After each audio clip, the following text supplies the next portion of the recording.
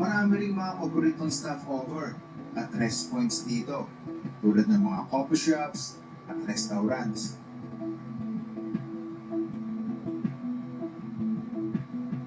So okay sa Kulang next na stop pa paano? namin sa Shell Boso-Boso ng Antipolo. So kita na-part ng Marilaki. Pero dito ang Shell Select. Pwede kayong magkape, pwede kayong kumain. Amal. Natuloy niya. Nagkakape ka, tapos kumakain ka ng tinapay. Nakaharap dito sa magandang tanawin. Ang solid dito sa Boso-Boso Shell. Hindi na natin kailangan ng piyat ng mataas sa bundok para makakita ng ganito kakapal na sea of clouds. So, Yung yan na. Cheese na. Lagyan mo ko. mag-stop over sa Shell Boso-Boso. Pag motor, hanggang marating natin yung pinaka dulong bahagi ng kalsada na to, itong Marilaki Highway. Hindi tayo pwedeng overtake ng basta-basta. More on mga blind spot yung mga kalsada. 1, 2, 3, 4, 5, 6, hindi ko mabilang. Yan, Kaya maraming parang na Maril. rin. Tapos dito sa Marilaki, may mga part dito na tinatawag na Big C, Devil's Corner, Ito. Yan. Malukan. Yan, Marilaki Highway. Ang tawag pala sa kalsada na to dati ay Marcos Highway. Pero ngayon, masikat na siya sa pangalan na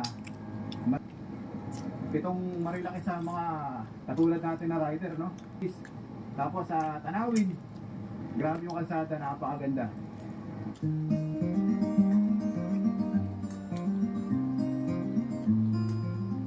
May pang prito. Woo! Sarap! Mag-iingat lang po tayo, no? Pag tayo ay dadaan dito. Yan. Oo, yung kain niya. Sarap ng bangkingan nyo dito, guys. Para hindi tayo makapahamak ng kapwa natin na motorista. Ayos. Yan ang isa pa sikat dito. Yung mga namimitik, yung mga nagpipicture. Kaya kapag nakakita kayo dito ng ganyan sa mga gilid ng kalsada, lalo na sa mga part ng kurbada,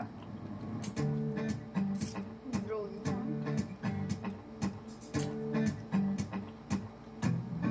highway sa malimit na aksidente, gawa nga po ng ibang mga rider na talagang irresponsable, nagkakarera. Time check, 7:14 AM. Sarap mag-ride ng ganitong oras dito. At hindi na to, no? Pati itong mga siklista. Madami din kayong makikita rito.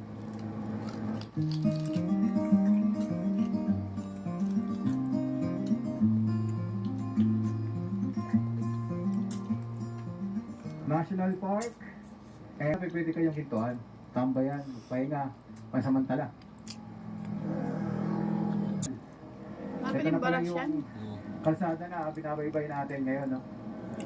Anong katukusan yung kurbada na dinadaanan natin, no? Ito na yata yung... Ito. Okay yan.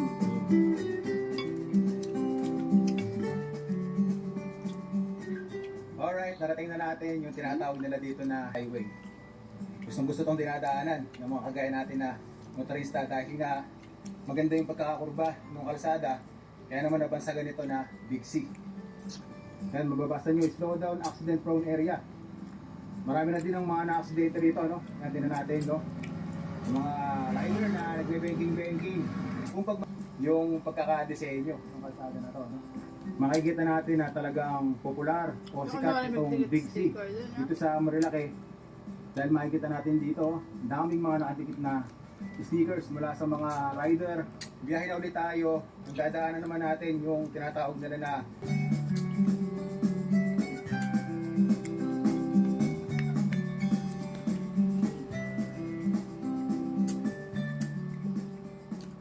pagkatapos ninyong daanan yung Big C na tinatawag nila dito. Ayan, talagang sunod-sunod na to na mga kurbadahan na kalsada yung dadaanan ninyo, no? Mas patindi ng patindi yung twisties na dinadaanan natin. Ito na yata yung Devil's Corner. Separate ko yan eh. Hanggang big Dito ko na. fish.